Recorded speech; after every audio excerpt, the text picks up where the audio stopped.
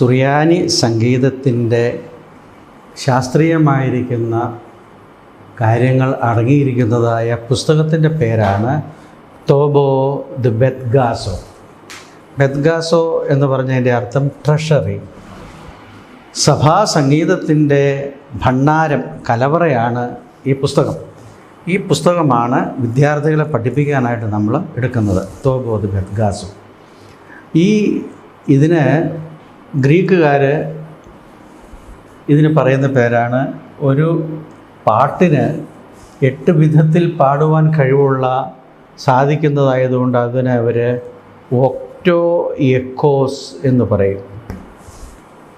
സുറിയാനി സംഗീതത്തിലും ഇതുപോലെ ഒക്ടോ എക്കോസ് 8 ഭാഗങ്ങളായി അല്ലെങ്കിൽ 8 ടോൺസായി 8 രാഗങ്ങളായി പാടാവുന്ന ഒരു സംവിധാനമാണ് സുറിയാനി സംഗീതത്തിലുള്ളത്. അതിനെ സംബന്ധിച്ച് നമുക്കൊന്ന് നോക്കാം. ഈ പുസ്തകത്തിൽ ആകമാനം കൊടുത്തിരിക്കുന്ന സംഗീതത്തിൽ 3 പ്രധാനപ്പെട്ട ഡിവിഷനുണ്ട്. എല്ലാ പാട്ടുകളെയും ചേർത്തുള്ള ഒരു സുറിയാനി പദമാണ്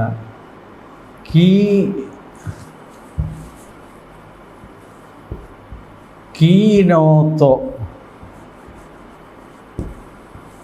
അതിൻ്റെ സിംഗുലറാണ് കിൻതോ.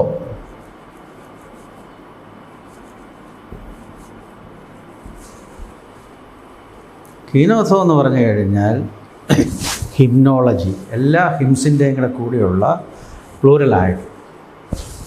ഈ കീനോത്തോ എന്ന് പറയുന്ന ഈ സംഗീത സമുദ്രത്തിൻ്റെ അതിൽ ഉൾപ്പെടുന്നതായ ഭാഗങ്ങളെല്ലാം കൂടെ ചേർത്താണ് കീനോത്തോ എന്ന് പറയുന്നത്. ഇതിൽ 3 പ്രധാനപ്പെട്ട ഡിവിഷനുണ്ട്. ഒന്നിൻ്റെ പേരാണ്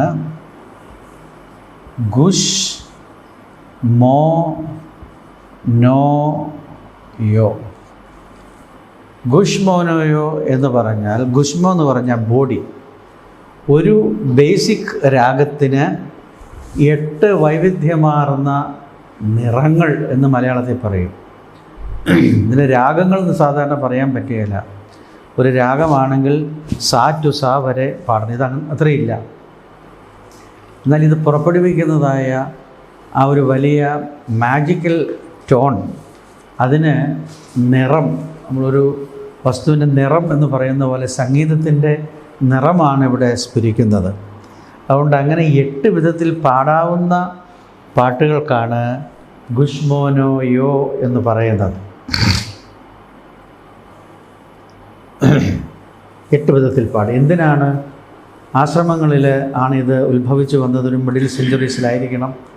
സന്യാസ പ്രസ്ഥാനങ്ങളിൽ, ആശ്രമങ്ങളിൽ അവർക്ക് മൊണോട്ടണി ഒഴിവാക്കാൻ, എന്നും ഒരേ ഇത് തന്നെ പാടിക്കൊണ്ടിരിക്കാതെ വൈവിധ്യമാർന്ന ഒരു രാഗങ്ങളിൽ അത് പാടി എൻജോയ് ചെയ്യാൻ തക്കവണ്ണം ഒരു ശാസ്ത്രമുണ്ടാക്കി. ഗുഷ്മോനോയോ. അപ്പോൾ കിൻതോ, കീനോത്തോ. ഇതിന് നമ്മളറിയാവുന്ന ഭാഷ എന്ന് പറയുന്നത് എക്കാറ എന്നാണ്. അങ്ങനെ ഒരു പുസ്തകം ഇല്ല. എങ്കിലും മാത്യുവിനെ തങ്കച്ചെന്ന് വീട്ടിൽ വിളിക്കുന്നത് പോലെ ഇതിനെ നമ്മൾ കീനോത്തോയ്ക്ക് നമ്മൾ എക്കാറ, ഏക്കോറോ റൂട്ടിൽ നിന്നാണ്.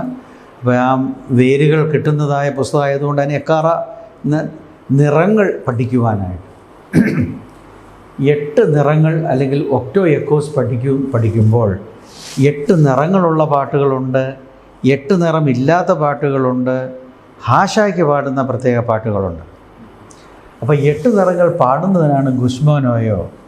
എന്നാൽ 8 നിറമില്ലാത്ത ചില പാട്ടുകളുണ്ട്, അതിൻ്റെ പേരാണ് ക്യോനോയോ. ക്യോനോ എന്ന് പറഞ്ഞാൽ നേച്ചറാണ്. ക്യോനോ നാച്ചുറൽ. ധന്യൻ വെൺമൺ വാസികളെ സന്തോഷിപ്പിച്ചു. 8 നിറയില്ല, ഒരു നിറമുള്ളൂ. പല ഇനിയോനോകൾ കിടപ്പുണ്ട്. ഇതിനെല്ലാം മൃതിയാർന്നോരേ സൗഭാഗ്യം എല്ലാം കിടക്കുന്നത് ഈ നാച്ചുറൽ. അതുകൊണ്ടാണ് ക്യോനോയോ സെക്കൻഡ് ഡിവിഷൻ. മൂന്നാമത്തെ ഡിവിഷനാണ് ഹാഷോനോയോ. ആശായ്ക്ക് പാടുന്ന പാഷൻ വീക്ക് സോങ്സ്.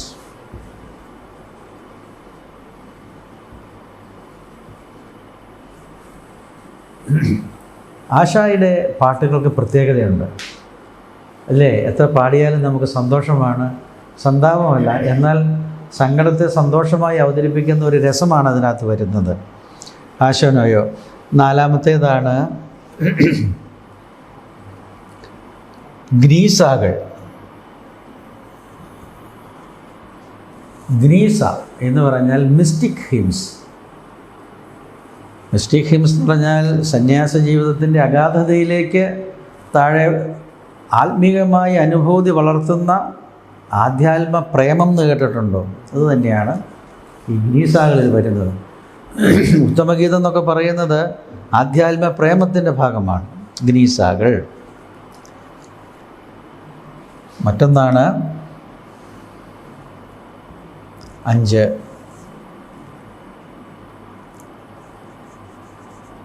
സ്തീക്കൂൻ.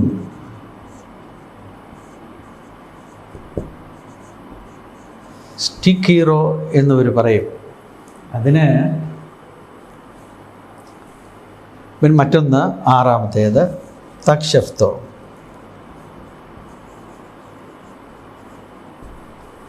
ഇങ്ങനെ പല കാറ്റഗറിയിലാണ് ഇതിനകത്ത് കിടക്കുന്നത്.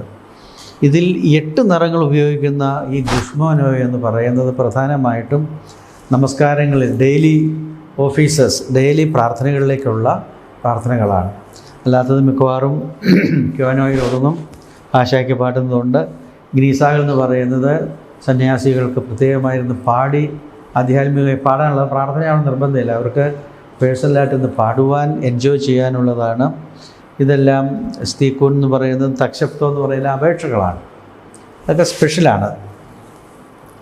അപ്പോൾ ഈ ഗുഷ്മോനോയിൽ വരുന്ന ഭാഗങ്ങളാണ് പ്രധാനമായിട്ട് വരുന്നത്. കുക്കിലിയോൻ,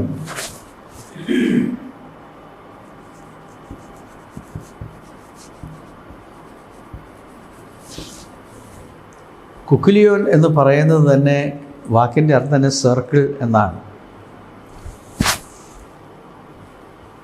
സർക്കിൾ, അതായത് ഇതിനൊരു ചാക്രികമായ ഒരു രൂപമുണ്ട്. ഇതിനൊരു തീം കാണും. ഇപ്പോൾ ദൈവമാതാവ്,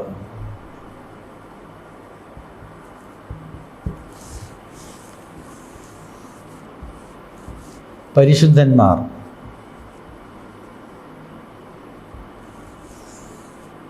വാങ്ങിപ്പോയവർ, ഡിപ്പാർട്ടഡ്. ഇതിനകത്ത് വരുന്ന ആദ്യത്തെ ഭാഗം എന്ന് പറയുന്നത് ഗീതങ്ങളുടെ മാത്രം എടുക്കുമ്പോൾ ആദ്യത്തേതാണ് പെത്ഗോമോ. പെത്ഗോമോ എന്ന വാക്കിൻ്റെ അർത്ഥം വാക്യം, വേഴ്സ്. ദൈവമാതാവിനെ പ്രകീർത്തിക്കുന്നതാവുമ്പോൾ സങ്കീർത്തനങ്ങളായിരിക്കും പെത്ഗോമയായിട്ട് വരുന്നത്. 45-ാം സങ്കീർത്തനത്തിൻ്റെ 9ഉം 11ഉമാണ് അത്. രാജകുമാരി നിൽക്കുന്നു എന്നുള്ളതിൻ്റെ ആ ഭാഗമാണ് ദൈവമാതാവിനെ പെത്ഗോമ പാടും. ഈ പെത്ഗോമോയെ ഫോളോ ചെയ്തുകൊണ്ടായിരിക്കും യക്ബോ. യക്ബോ എന്ന വാക്കിൻ്റെ അർത്ഥം ചരണം അല്ലെങ്കിൽ പാദം. ഒരു പ്രാർത്ഥനയുടെ തീം എന്ന് പറയുന്നത് കൊടുക്കുന്നത് യക്ബോ ആയിരിക്കും. എല്ലാ ദിവസത്തിലുള്ളതായ പ്രാർത്ഥനകളുടെയും യക്ബോ നോക്കിയാൽ അറിയാം അതിൻ്റെ തീം എന്താണ്. യാചിക്കുന്നു, അത് യക്ബോയാ. അതിൻ്റെ തീം എന്താ? ദൈവമാതാവിനുള്ള മധ്യസ്ഥതയാണ്. അഖിലാണ്ടത്തെ വഹിപ്പോനെ അന്തവഹിച്ചു കുരിശുമരം, എന്താ അതിൻ്റെ തീം? ശ്രീബയാണ്. നാദാ കൃപയാൽ ചെവിചായി യാചന കേട്ട് അനുതാപമാണ്. സ്വർഗത്തോടും നിന്നോടും പിഴ ചെയ്തി ഞാൻ പോക്കി സുത പദവി, എന്താ തീം? അനുതാപമാണ്. ഹൃദയാർന്നോരേ സൗഭാഗ്യം, എന്താണ്? ഡിപ്പാർട്ടഡ്, വാങ്ങിപ്പോയവരെ കുറിച്ച്. അപ്പോൾ യക്ബോകൾ എപ്പോഴും പറയുന്നത് അതിൻ്റെ തീമാറ്റിക് പ്രസൻറ്റേഷനാണ്. ഭക്തർ പുകഴ്ച ഭാജനമേ നിന്നിരുതിച്ചോർ ഏകസുതൻ, തൃക്കറിൽ ഞങ്ങളിൽ അലിവാൻ തൻ പക്കൽ അപേക്ഷ അണയ്ക്കണം. അപ്പോൾ ഈ എഗ്ബോയിൽ അതിൻ്റെ തീം ഉണ്ട്. അപ്പോൾ ഇവിടെ ഡീക്കൻ പറയും സ്തോമൻ കാലോസ്, ഒരു പ്രമേയം വായിക്കും, എത്രോ വായിക്കാം. എന്നെ നമ്മളത് ഉപേക്ഷിക്കുന്നത് മാത്രമേ ഉള്ളൂ, നമ്മൾ പാട്ട് മാത്രമേ ഉപയോഗിക്കുകയുള്ളൂ.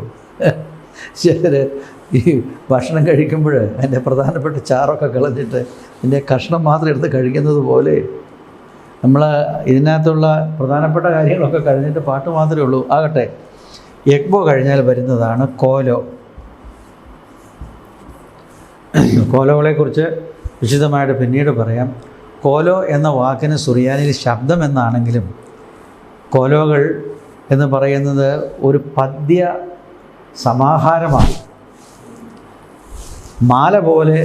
മാല കോർത്ത് കിടക്കുന്നത് പോലെ ഒരേ സംഗീതമുള്ള അനേക സ്റ്റാൻസാസ്, പല ആശയങ്ങൾ ഇതിനകത്തുണ്ട്.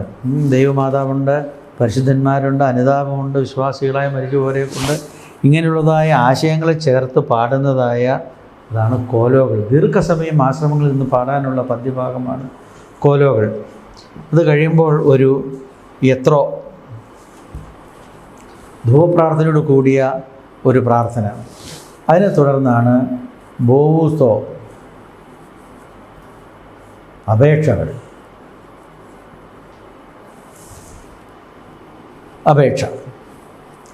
നിർത്തിയിടരുതേ പരിശുദ്ധയെ ഞങ്ങളിൽ ആർദ്രത തോന്നിയിടാൻ ഞങ്ങൾക്ക് വേണ്ടി പ്രാർത്ഥിക്കുക. ഇത് അപേക്ഷ. ഇത് കഴിയുമ്പോൾ അടുത്ത ലിറ്റനി പരിശുദ്ധന്മാരുടെ, ഇതുപോലെ തന്നെ പരിശുദ്ധന്മാരെ നീതിമാൻ പന പോലെ തഴയ്ക്കും കൊടുക്കും. അപ്പോൾ അതിനകത്ത് എഗ്ബോ ഒരുപോലെ എങ്ങും മർത്തോമ ചൊല്ലി, കോലോ ചൊല്ലി, പ്രാർത്ഥനയും സമയം ഇതല്ലോ എത്രയും ഒക്കെ ചൊല്ലി, ബോവുസോ പരിശുദ്ധന്മാരെ നിങ്ങൾ. അടുത്തത് മക്കളിലപ്പൻ ചൊല്ലി. അതിനകത്ത് ഇതുപോലെയുള്ള ചാക്രികമായ രീതിയിൽ പാടുന്നതായ പദ്യഭാഗമാണ് ഈ കുക്കുലിയോൻ എന്ന് പറയുന്നത്. അതിലെ പെത്ഗോമോയും എഗ്ബോയുമാണ് ഇപ്പോൾ നമ്മൾ പഠിക്കാനായിട്ട് പോകുന്നത്. അതിന് 8 നിറം എന്താണെന്ന് നമുക്കൊന്ന് പാടി നോക്കാം. എന്താ? ശരി.